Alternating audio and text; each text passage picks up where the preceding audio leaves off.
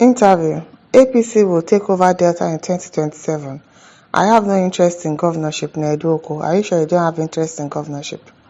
Okay now, the senator representing Delta North Senatorial District of Delta State, Nwoko, recently had a chat with journalists at the All Progressive Congress (APC) National Secretariat, Abuja. Nwoko, elected on the platform of the People's Democratic Party (PDP), defected from the party that brought him to the Red Chamber for the ruling party. In this interview, the first-timer in the Senate bared his mind on his defection and political wranglings in his state.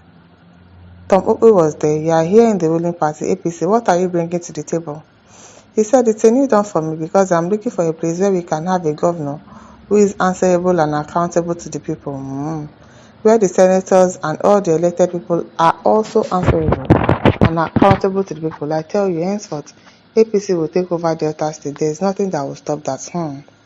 I believe in the people and we have the people.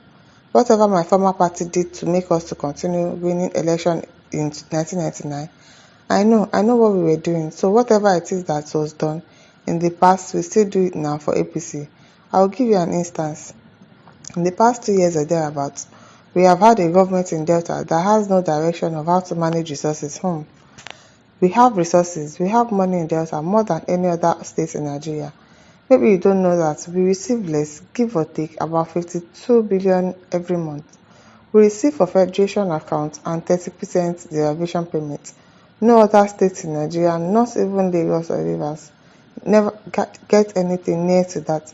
But there's nothing to show for it. And even with them, as members of the party in Delta State, as somebody who was loyal to the party to an extent, at the last caucus meeting when I was asked to move a motion for a point of confidence on the governor, I'm just telling you so that you understand the problems I have in Delta, or that we have. I was asked to move a motion. The governor was there. Former governors were there. Leadership of the House of Assembly were there. But I refused to do it.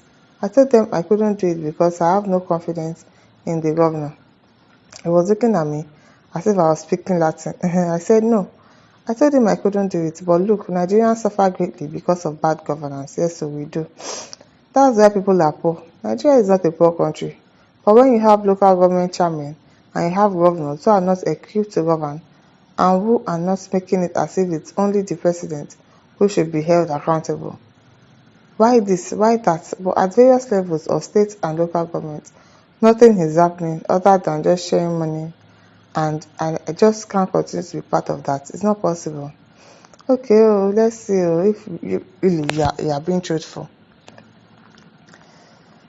The interviewer asked again, how are you holding your present position as a senator of the Federal Republic? He said, I wasn't elected just to answer a senator. I was elected because I felt I could make a difference, and I wasn't allowed to make that difference in Delta. Conversely, over time, President Bola Tinubu has shown me that we can work together. Okay. For example, I am sure you guys know about my bill to stop the use of foreign currency in Nigeria.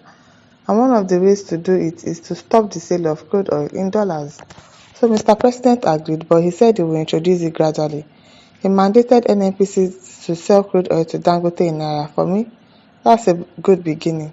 I also have a bill to do with social security that is a bill that will seek to establish an act that will enable governments to contribute money and pay the poor people. Anybody who is poor shouldn't go to bed without knowing where the next meal will come from. That's nice. It is done in other countries, in UK, in America, in Russia. Governments protect the poor. In this country, we don't protect the poor. He said in Russia, government protects the poor, the vulnerable, the weak. In Nigeria, why not? Again, the president voted for this. I wrote him a letter. He also sent a letter to the National Assembly acknowledging my bill. So this is just one of two of such examples. So when I have a president who is willing to work with me, listen to what I want to say, and knows my pedigree, he knows who I am, he knows where I come from. So what am I doing with it? If you tell me I am wasting my time and watching somebody who is, because you're a governor imposed by Okowa, you are not sure that you are the Lord. No. You can't be the Lord beyond the next 2 years. So thank you very much. You can't be the Lord. Okay. He said, if the incumbent governor, Oborevori, indicated interest to join the APC, will you welcome him? He said, no, I will not welcome him. How? Why? I have just told you that he doesn't have the capacity to be a governor where we are. He has not delivered to my expectations. We have projects that I told him we needed to execute for the interest of the people. Let me give you two examples. I told you we are very great. We can power Delta. We can power Abuja from Delta. But Delta is not powered. Delta is not powered. When I was campaigning, I met with the hotel owners in Kuala. Kuala is just a stone from where the power plant is. Okay, so have they done anything about the electricity as you have went to meet Kuala? Hmm? All businesses there said they are running at a loss because there is no power, no lights. Now, federal government agreed that they will step down 120 megawatts that will power the entire Delta North. Do you know that this has not been done? He said, I have had meetings with TCN, Minister for Power. I have had meetings with the Minister for National Planning and Budget. And the cost to do some of this step down at today's rate is about 35 billion naira. Now it might sound a big comment, it might sound a big amount, but for government, it's not a big amount. Okowa never thought of that as a governor for 8 years. And now this governor, I have tried to impress upon him the fact that it has to be done. He said there's no money, but that the federal government should do it. I said no, it's not. The light is not being done for the benefit of the federal government. It is being done for the benefit of people in the other states. So do it. If you don't want to pay for it, you cannot arrange finance from UK. So for you to be done, I really did arrange the company to do the finance.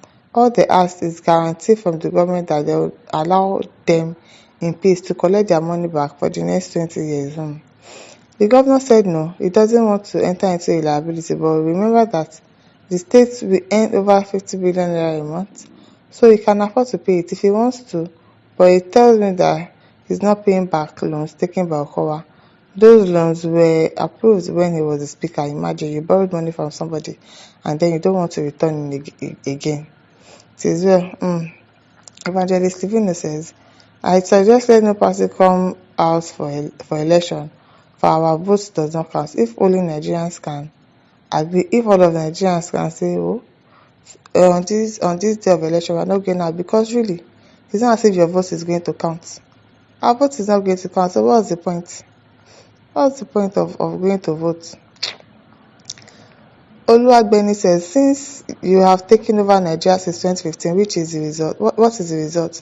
Failure, incompetence, looting, corruption, inflation, insecurities, foreign investors packing out of Nigeria, supported by àwọn locals, Agbadorians, tickets, morons. Oh my beg.